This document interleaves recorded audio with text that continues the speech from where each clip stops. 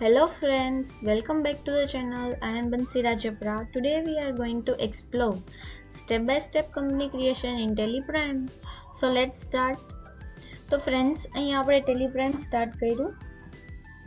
હવે company create કરવા માટે આપણે એજ્યુકેશન મોડ સિલેક્ટ કરી અને મને અહીંયા સૌથી ફર્સ્ટ ઓપ્શન આપે છે કંપની ક્રિએશનનું. હું આમાં એન્ટર કરીશ એટલે આપણે કંપની ક્રિએશનની સ્ક્રીન શો કરે છે. આમાં તમારે જે કંપની ક્રિએટ કરવી છે એ કંપનીનો બધો જ ડેટા છે એ તમારે આમાં ફિલ કરવાનો રહેશે. તો એમાં સૌથી ફર્સ્ટ ઓપ્શન તમને આપે છે કંપની ડેટા પાથ, એટલે કે તમારી જે કંપની તમે ક્રિએટ કરો છો એ કંપની કયા ફોલ્ડરમાં અને કયા લોકેશન ઉપર સેવ થાય છે. તો અત્યારે આમાં ડિફોલ્ટ એનો ડેટા પાથ આપેલો છે. જે કંપની તમે બનાવશો એ સી ડ્રાઈવમાં યુઝર્સના ફોલ્ડરમાં, એની અંદર પબ્લિકનું ફોલ્ડર, એની અંદર ટેલી ERP અને ડેટાના ફોલ્ડરમાં તમારી કંપની સેવ થાય છે. હવે કંપની તમે જે કંઈ પણ બનાવો છો એ કોઈ દી નામથી સેવ થતી નથી. કંપની છે એના કોડ ઉપર સેવ થાય છે. 1001, 002 એ રીતે કંપનીનો કોડ નંબર હોય છે, એ કોડ નંબર ઉપર એ સેવ થાય છે. તો સૌથી ફર્સ્ટ અહીંયા કંપનીનો ડેટા પાથ જોયા પછી આપણે કંપનીને નેમ આપશું. જેમ કે હું અહીંયા કંપનીને નેમ આપી દઉં છું બંસી એકેડેમિક. નેમ આપ્યા પછી તમને અહીંયા આપે છે મેઇલિંગ નેમ, એટલે તમારી કંપનીનું મેઇલિંગ નેમ જે હોય એ જ તમે રાખી શકો છો. મારું મેલ આઈડી છે bansiacademic@gmail.com, તો હું અહીંયા મેઇલિંગ નેમમાં બંસી એકેડેમિક રાખી શકું છું. પણ હું મેલ આઈડી ચેન્જ કરી નાખું છું અને ઓનલી કરી નાખું academic@gmail.com, તો મારે અહીંયા મેલિંગ નેમ ચેન્જ કરવું હોય તો હું કરી શકું છું. અને જો સેમ હોય તો તમે આમ નામ રાખી શકો છો. નેક્સ્ટ તમને આપે છે એડ્રેસ, એટલે કે તમારી કંપનીનું પ્રોપર એડ્રેસ જે જગ્યાએ હોય છે એ એડ્રેસ તમારે અહીંયા આપી દેવાનું. હું અહીંયા એડ્રેસ આપી દઉં છું જામનગર રાજકોટ હાઈવે. સિટી આપી દઉં છું રાજકોટ. અહીંયા તમારું જે સિટી અને જે એરિયામાં તમારી કંપની હોય એનું ફૂલ એડ્રેસ તમારે અહીંયા શો કરવાનું રહેશે. નેક્સ્ટ તમને આપે છે સ્ટેટ, એટલે કે તમારી કંપની જે સ્ટેટમાં છે એ સ્ટેટ અહીંયા આપી દેવાનું. અત્યારે હું જે કંપનીનું કામ કરું છું એ ગુજરાતમાં છે, તો હું અહીંયા ગુજરાત આપી દઉં. તમને રાઈટ સાઈડમાં આખું સ્ટેટનું લિસ્ટ આપે છે. જે સ્ટેટમાં તમારી કંપની હોય એ સ્ટેટ તમે આપી શકો છો. ટાઈપ કરીને પણ આપી શકો અને અથવા તો તમે આ રીતે સિલેક્ટ કરીને પણ આપી શકો છો. તેના આપે છે તમને કન્ટ્રી.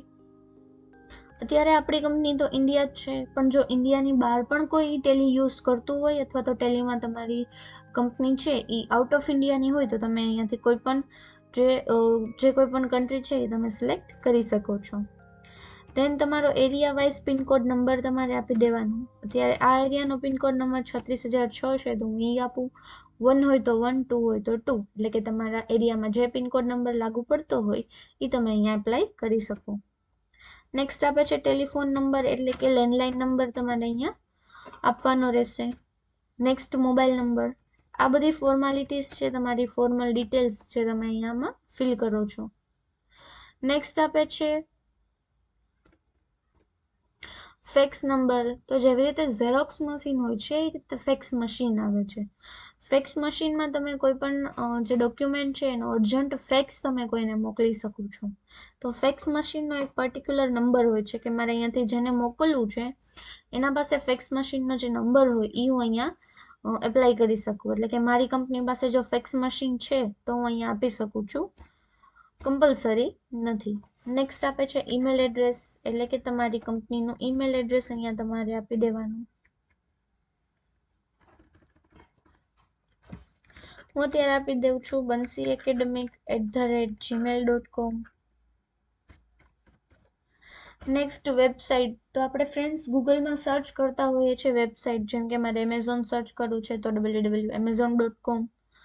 એ રીતે જો તમારી કંપનીની વેબસાઇટ છે તો હું અહીંયા વેબસાઇટ આપી દઉં છું bansiacademic.com. બરાબર છે. નેક્સ્ટ તમને બતાવે છે ફાઇનાન્શિયલ યર બિગનિંગ ફ્રોમ. તો એ ડેટ ફિક્સ જ છે, 1 એપ્રિલથી સ્ટાર્ટ થાય છે, તો આપણે બિગનિંગ ડેટ અહીંયા આપણે ચેન્જ કરવાની નથી. પછી તમને આપે છે book beginning from. Book beginning from એટલે કે તમારી જે કંપની છે એ તમે જે દિવસે આમાં સ્ટાર્ટ કરો છો. મતલબ કે આજે મેં કંપની ક્રિએટ કરી તો આજની જે ડેટ હોય એ ડેટ હું અહીંયા બતાવી શકું છું. પણ તમે કંપનીની ડેટ ત્યારે જ ચેન્જ કરી શકો છો જ્યારે તમારી પાસે લાયસન્સ વર્ઝન હોય છે. એટલે કે તમે એજ્યુકેશન વર્ઝનમાં ડેટ ચેન્જ કરી શકતા નથી. એમાં તમે એજ્યુકેશન વર્ઝનમાં તમે 3 જ ડેટ ચેન્જ કરી શકો, 1st, 2nd અને 31st. આ 3 ડેટ જ ચેન્જ થાય છે. એ સિવાય તમે કોઈ ડેટ આપી શકતા નથી. જેમ કે અત્યારે અહીંયા મારે ડેટ આપી છે 18 જાન્યુઆરી 2025, તો હું ચેન્જ નહીં કરી શકું. બાય ડિફોલ્ટ અત્યારે આપણે 1 એપ્રિલ અથવા તો 2 એપ્રિલ જ રાખવી પડશે છે, તો ચેન્જ થઈ જશે. 1, 2 અથવા તો 31 તારીખ આપશો તો. પણ જો તમે એ સિવાયની કોઈ ડેટ અપલોડ કરશો તો તમે ચેન્જીસ કરી શકશો નહીં. એ ચેન્જીસ કરવા માટે તમારે લાયસન્સ વર્ઝન લેવું પડે.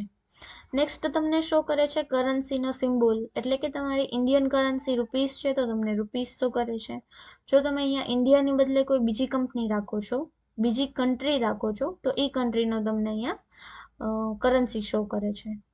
નેક્સ્ટ જે કરન્સીનું ફોર્મલ નેમ, તો ઇન્ડિયન કરન્સીનું ફોર્મલ નેમ છે INR, એટલે કે ઇન્ડિયન નેશનલ રૂપીસ, જેનો શોર્ટ ફોર્મ તમને અહીંયા શો કરે છે. એ જ રીતે તમે જો બીજી કોઈ કરન્સી અને કન્ટ્રી રાખેલી હોય તો એનું શોર્ટ ફોર્મ તમને અહીંયા શો કરે છે. નેક્સ્ટ આ બધી ડિટેલ્સ ફિલ કરી દીધા પછી તમારે કંપની સેવ કરવી છે, તો એન્ટર પ્રેસ કરશો એટલે તમને એક્સેપ્ટના ઓપ્શન બતાવે છે. એમાં આપણે યસ પ્રેસ કરવાથી આપણી કંપની છે એ સક્સેસફુલી ક્રિએટ થઈ જશે. અહીંયા તમને ઓપ્શન આપી દેશે કંપની ક્રિએટેડ સક્સેસફુલી. હવે જે નીચે બધા ઓપ્શન અને ફીચર્સ બતાવે છે એ F2 થી F12 સુધીના બધા ફીચર્સ છે, જેનો યુઝ તમે GSTનો સેટઅપ કરવા માટે, બિલના સેટઅપ કરવા માટે, ઇન્વેન્ટરીના સેટઅપ માટે યુઝ કરી શકો છો. જો તમને ક્રિએટ કંપની કરવાની સાથે જ આ બધા સેટઅપ કરવા હોય તો તમે અહીંયાથી જ એનેબલ કરી દેવાના. અને જો તમારે પછીથી કોઈ સેટઅપ કરવા હોય તો હું તમને F12ના ફીચર્સ સ્ટેપ બાય સ્ટેપ બધા બતાવીશ. તો અત્યારે આપણે આમાં સિમ્પલી એસ્કેપ કરી અને આને સ્કીપ કરી દેશું.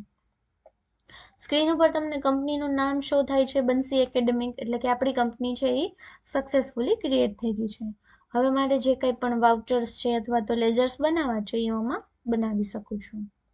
ઓકે ફ્રેન્ડ્સ, તો હોપફુલી તમને કંપની ક્રિએશનમાં કંઈ ડાઉટ ન હોય, અને જો ડાઉટ હોય તો કમેન્ટ કરજો. બાકી ચેનલને લાઇક, શેર અને સબસ્ક્રાઇબ કરજો. By friends, have a great day.